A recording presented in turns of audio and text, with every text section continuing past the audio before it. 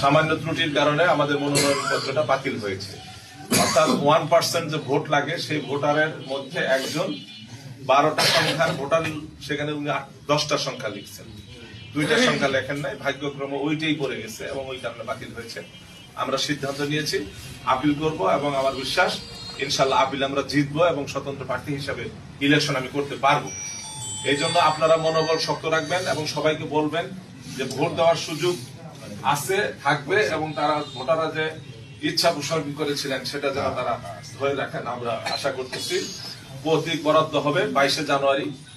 আশা করি সেই দিনই প্রতীক পাবো, আর না হলে 1 দিন বা 2 দিন দেরি হতে পারে, তবে ইনশাআল্লাহ প্রতীক পাবো এবং মনোনয়ন পত্র আশা করি বৈধ হবে। আপনারা ঘাবড়াবেন না, মনোবল শক্ত রাখেন। আর একটা নির্বাচনে এই যে চাপের মধ্যে আপনারা জানি ওরা অনেক আপনাদেরকে তিরস্কার করতেছে, অনেক কথা শোনাচ্ছে বা লজ্জাজনক অনেক আচরণ করতেছে। আপনারা ধৈর্য ধরে থাকবেন, কোনো গন্ডগোল করা যাবে না, ধৈর্য ধরে থাকেন। ভোট ইনশাআল্লাহ দেখবেন নীরবে হবে এবং আমার বিশ্বাস ভোটাররা যে ভোট দেওয়ার জন্য ইচ্ছা পোষণ করেছে সেই ভোটটা সেখানেই দিবে, এটা আমার বিশ্বাস। তো যাই হোক, এটা খুবই দুঃখজনক ঘটনা। আপনারা কষ্ট পেয়েছেন, আমরা সবাই কষ্ট পেয়েছি।